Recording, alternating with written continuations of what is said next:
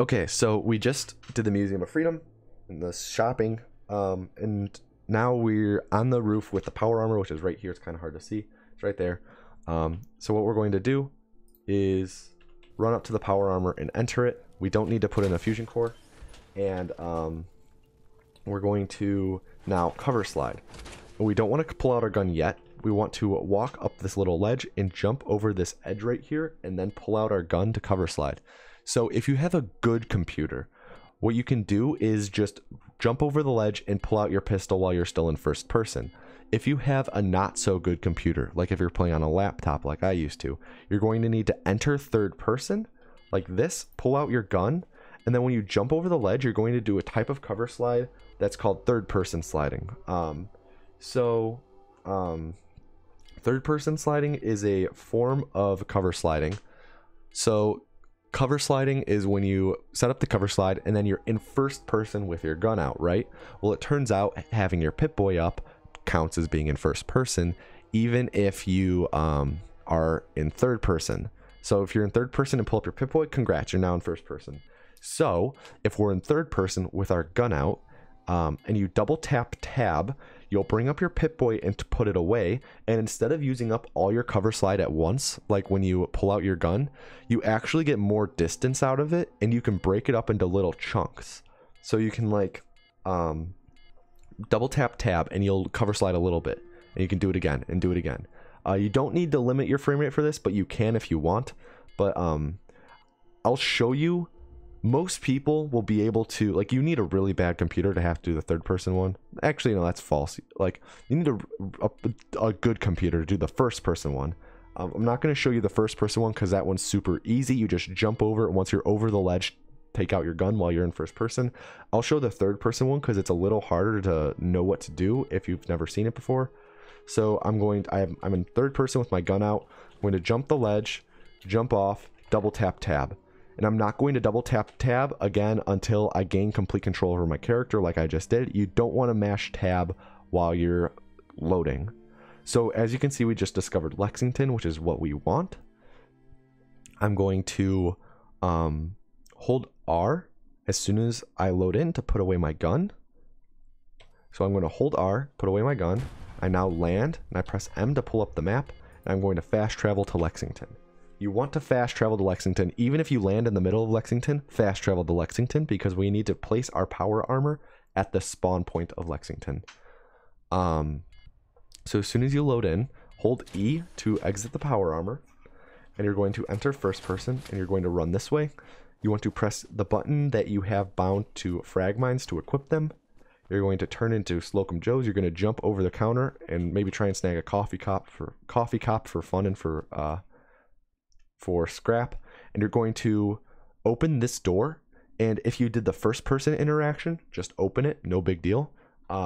If you did the third person cover slide, like if you did the first person cover slide, it's fine, you don't have a cover slide stored anymore. If you did the third person cover slide, you still have a cover slide stored, and we want to get rid of that. So if you still have your pistol equipped, you want to mash to pull it out as you're opening the door, because that will get rid of your cover slide. So just like this, just like that, and I open the door, and as you're loading in, regardless, mash your security baton button. So now I have my security baton out, and I already have my frag mine bound. Now we're going to set up another punch warp, but instead of setting it up on an enemy like we did before, it turns out that you can set up punch warps on frag mines since you can attack them. That's why we've been collecting all these frag mines. So what you can do is walk up to this corner. You don't want to be right up in the corner like this. Just a couple steps away. Not super far like this. Just a couple steps away. You're going to throw your frag mine up into this corner. And as it's going up, like while it's still on its like upward parabolic trajectory, you want to mash VATS and pretty much set up a punch warp on it while it's flying. So just like this. So now my punch warp is set up. You'll know you failed because it'll show you actually attacking the frag mine. You want it to stay in first person the whole time. So once you have that set up, you're going to go down here. Also, you want to pop a stim pack. Preferably you pop a stim pack while you're still in the power armor, because there's no stim pack animation. But make sure you're on full health. You're going to grab this cake pan, and you're going to clip up on this little rebar pipe.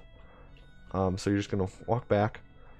This one, you might need to hold S and A, or maybe S and D to clip up, and you're going to land on this little dirt pile. Then you're going to run off, not jump. You're going to sprint off and try and land on the top of this storage rack. You want to make sure to land actually on the platform. Don't land on the ledge. So land on the platform. You should live with like literally like 1 health. Let's see. 1 health. You'll live with 1 health. So pop a stim pack, and then you're going to jump again down into here, and you're going to grab Carrington's prototype, which is right here, and you're going to grab the mini nuke.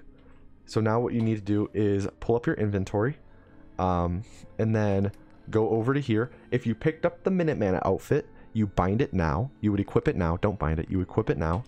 If you picked up anything in the Museum of Freedom, like Buff Out, bind it now. And then you go over to Carrington's prototype and you drop it by pressing R. So now what we do is we throw our frag mine again that we just picked up, and we're going to melee attack it in VATS.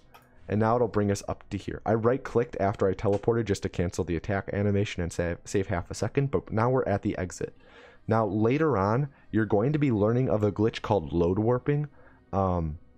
You can't load warp out of here, just for future reference, because people always ask, well, why don't you just load warp after you get the prototype? Because you actually physically have to exit this door instead of load warping. So I swear to God, if you ask, and even if you do it sarcastically, why don't you just load warp out of the fucking switchboard after you get the prototype? I'm going to strangle you.